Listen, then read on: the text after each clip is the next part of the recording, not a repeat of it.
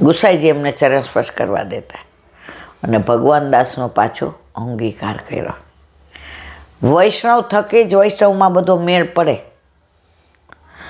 ભગવદીઓ દ્વારા ભગવાન મળે, ભગવાન દ્વારા ભગવાન ન મળે. મારા વાલા ન મળે. આ બધાય હકીકત છે, કોઈ કપડ કલ્પિત વાર્તાઓ નથી. આજે પણ વ્રજમાં આવું બધું બને છે, પણ જીવ સ્વભાવથી દુષ્ટ છે.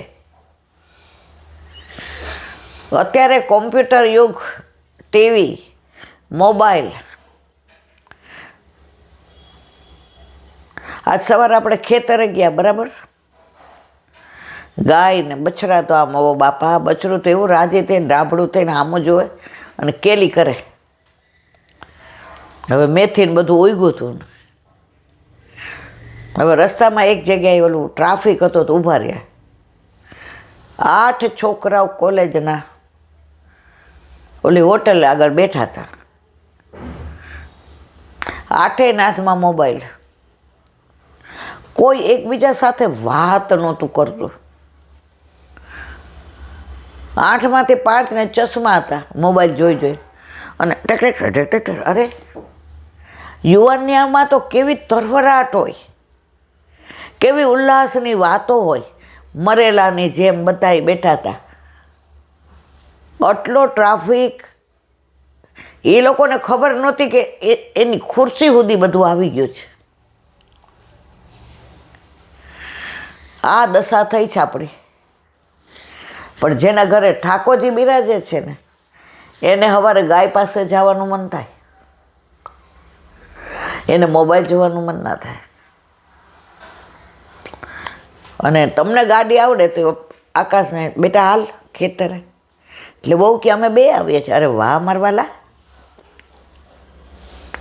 તમે મહિને 3-4 વાર ગાયો પાસે જાઓ, બછડાને રમાડો, ઓર્ગેનિક બધું લઈ આવો. શરૂઆત કરો. બધી કૃપા વલ્લભ કરે જ. ફક્ત તમારે એક ડગલું ચાલવાનું છે.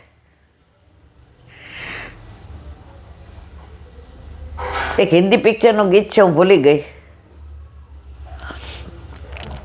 2 કદમ તુમ ભી ચલો, 2 કદમ હમ ભી ચલે, मंजिले अब प्यार की आएगी चलते चलते, 2 कदम तुम भी चलो, 2 कदम हम भी. લૌકિકમાં તો કે જ 2. ઠાકોરજી કે ના ના ના ના ના, ખાલી 1 ડગલું આવ. મને ખબર પડવી જોઈએ કે તારે મારી પાસે આવવો છે. મારી બાજુ ડગલું ભર. છોડી દે મારા ઉપર બધું. I will manage. મંજિલ સુધી કેમ પહોંચાડવી? વલ્લભ કે જવાબદારી મારી છે. મેં તારો હાથ ગોવર્ધનનાથજીના હાથમાં સોંપ્યો છે. એ હાથ સોંપ્યો ત્યારે ગોવર્ધનનાથજીએ મને વચન આપ્યું છે કે એના દોષ સામું જોઈશ ને અને ક્યારે એને છોડીશ ને. બસ 1 કદમ રાહ જોઉં છું. મને ખબર પડવી જોઈએ કે તારી મંજિલ આ બાજુ છે. બાકી કાંટાય નહીં વાગે તને, કાંકરાય નહીં, ઝાંકરાય નહીં. બધું હું કરીશ. 1 કદમ ચાલ. પણ આપણે તો કે ઠાકોરજી પુશ કરે ને પછી ઘણા બંધ બહુ થઈ જાય. ઈલાબેન તો બોલ કરે, એને બોલવાનું કામ, આપણે સાંભળવાનું કામ. આપણે મળે એટલે વખાણ કરવાના. મને તો ઘણાય પ્રપંચી મળે અને વંચકોય મળે. એવું વાલ કરે, ભેટી જાય, તમારો ભાવ અમારામાં આવે. તમે મેં દે ભાઈ, હું કોઈ ભગવદીય નથી, હજી હું વૈષ્ણવ પણ નથી. હા, મારા વલ્લભે વાણીનું દાન આપ્યું છે, તો એ વાણી વલ્લભ આપે છે, ખાલી મારા મોઢાનો ઉપયોગ કરે છે. ઓલા સિંચણિયાથી પાણી કાઢીએ ને તો એમાં સિંચણીયા અભિમાન ન કરાય. સિંચણીયાનું કોઈ મહત્વ જ નથી, વાગે એવું જોઈએ. મહત્વ જળનું છે.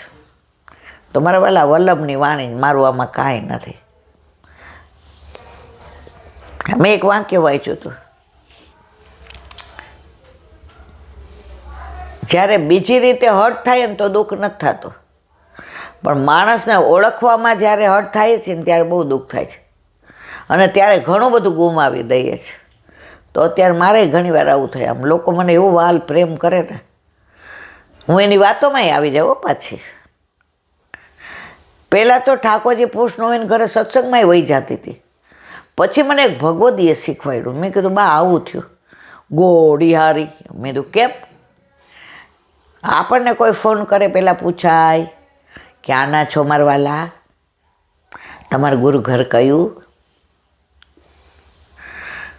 આપણા ઘર ઠાકોરજી બિરાજે છે?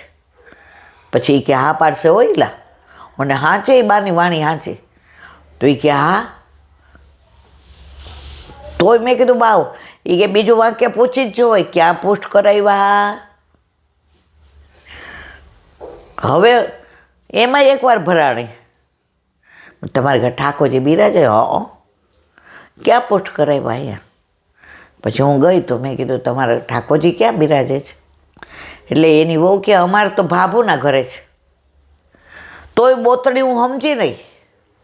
મને એમ કે આ લોકોને કાંઈ તકલીફ હશે. તો મેં કીધું ક્યારે પધરાવ્યા?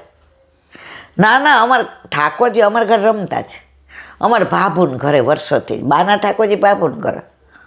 તો મેં કીધું તમે તો મને કહેતા હતા ને, તો અમારું ને એનું ઘર જુદું થોડું જ, આવી તો મને ઓલું બનાવે.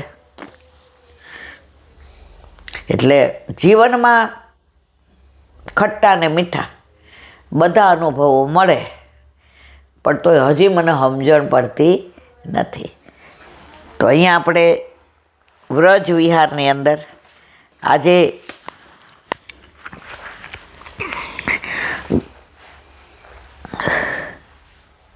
ગુસાઈજી નિત્ય અહીં પધારતા. શ્રીનાથજીની બાલભોગની સામગ્રીમાં અસાવધ રહેલા ભગવાનદાસ સાચુરાને ગુસાઈજીએ છૂટા કરેલા. તેમના તાપથી દ્રવિત અચ્યુતદાસે પરમ દયાળુ શ્રી ગુસાઈજીને વિનવી અને તેમને પાછા સેવામાં લેવડાવ્યા. વાત કરીને બધી. આમ જીવના દોષ જુએ તો ઉદ્ધાર કેમ થાય? બ્રહ્મ સંબંધ વખતે તો દોષ નિવૃત્તિનું વચન છે. પોતાને સોંપેલા જીવનો ત્યાગ પ્રભુ ક્યારેય કરતા નથી. ભગવાન દાસે ત્યારે ગાયેલું, પાછા લીધા ત્યારે, શ્રી વિઠ્ઠલેશ ચરણ કમળ પાવન ત્રૈલોક કરણ. તો આ લીલાના આપણે વિરામ આપીએ, બાકીનું કાલે. બોલો વલ્લભાધીશ હરિરાય વાંગ મુક્તાવલી.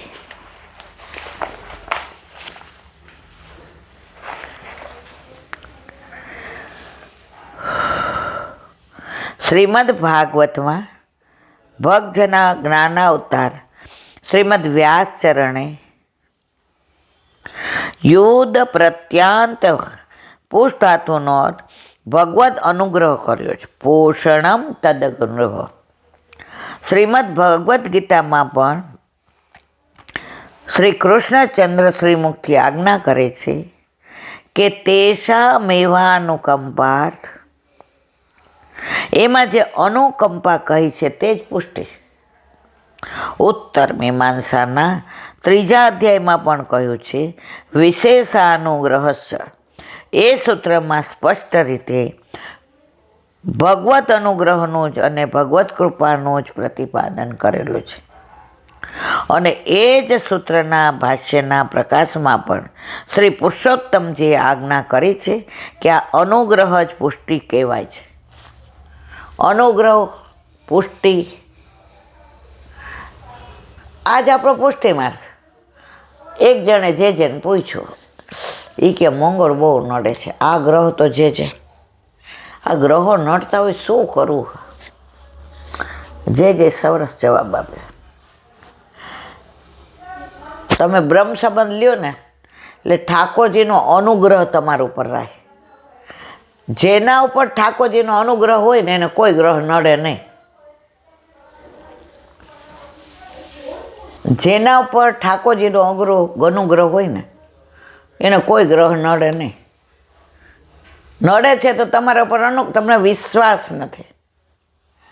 વિશ્વાસ છે તો ને ધીમેથી જે બોલ્યા આપણે કોઈ નડવું નહીં તો ગ્રહ કોઈ નડે નહીં. તો અહીંયા સ્પષ્ટ કહ્યું છે કે જેના ઉપર ઠાકોરજીનો અનુગ્રહ છે એ જ પુષ્ટિ છે. આ અનુગ્રહ જ પુષ્ટિ શબ્દ વડે કહેવાય છે. અર્થાત ભગવદ અનુગ્રહ તે જ પુષ્ટિ. શ્રુતિ પણ કહે છે નાયમાત્મા પ્રવચન. આ શ્રુતિથી જે જીવના ઉપર કેવળ ભગવત કૃપા થાય, ભગવદ અનુગ્રહ થાય, આ મારો દાસ છે એમ જીવનો ભગવાન અંગીકાર કરે તે જ ભગવત પ્રાપ્તિ કરી શકે છે. ભગવાન આપણને પોતાના કહી દે અને પછી આપણે કાંઈ ચિંતા કરવાની જરૂર નહીં. આપણે જ કે કરીએ દાસો હું તમારો છું, હું તમારો છું. પણ જ્યારે ઠાકોરજી કહે ને તું મારો, બેડો પાર થઈ જાય. પણ રોજ કહેશું ને તો એક દી કહી દેશે.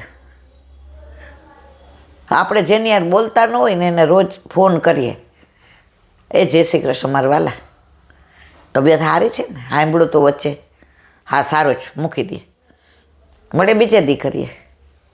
આજ થઈ ગયું ને બરાબર. તમે સતત 15-20 દી કરો ને એને એમ થાય ના ના અરર હું આને કેવું કરું છું. તોય 2 હાથવાળો કાળા માથાનો માનવી પીગળી જાય તોય ને આ તો મારો નાથ છે, મારાવાળા દયાળુ, કૃપાળુ, કરુણામય.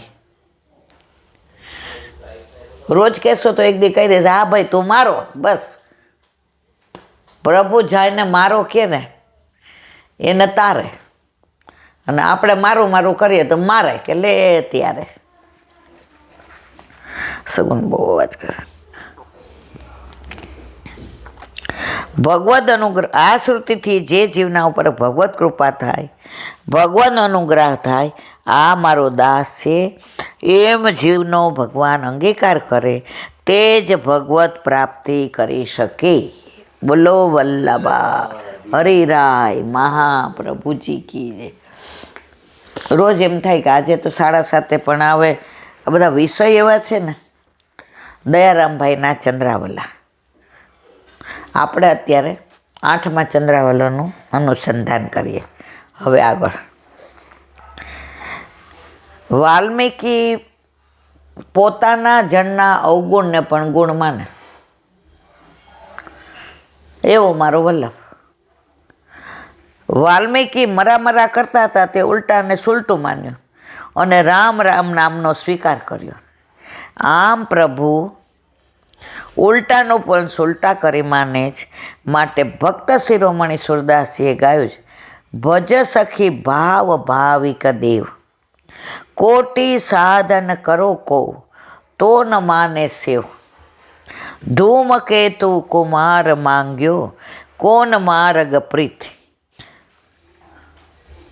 પુરુષો તે ત્રિય ભાવ ઉપજ્યો સબે ઉલટી રીત, વસન ભૂષણ પલટ પહેરે ભાવ સૌ સંજોય, ઉલટી મુદ્રા દઈ અંકન વરણ સુદે હોય, वेद विधि को नेम नाही जहाँ प्रेम की पहचान, व्रज वधु वस के मोहन सूर चतुर सुजान. સુરદાસજીનું કીર્તન. સુરદાસજીના કીર્તન અઘરા સમજવામાં. શબ્દો એવા વાપરે કે જો આપણને ખબર હોય તો આખા કીર્તનમાં આનંદ આવે. એકવાર એક કીર્તન હું ગાતી હતી થોડા વખત પહેલાં, તો અંદર આવે મગ જોવત હે. તો ઓલા બેન કે આમાં મગ ક્યાંથી આવ્યા? એ ઓલા મગ ખાવાના ફણગાવેલા. મેં કીધું મગ એટલે રાહ જોઈએ છે, મગ નિહારત, તમારી રાહ. એવા રાજી થઈ ગયા ને. તો સંસ્કૃત હોય કે વ્રજ ભાષા હોય, શબ્દ સમજાઈ ગયો તો આખું કીર્તન સમજાય. હવે પ્રભુ ભક્તનું હિત જ કરે છે, કૃતિ સામે જોતા નથી. ગુલાબદાસમાંથી ગુલાબ ખાન થઈ ગયા તો એ ગુસાઈજી એને છોડ્યા નહીં.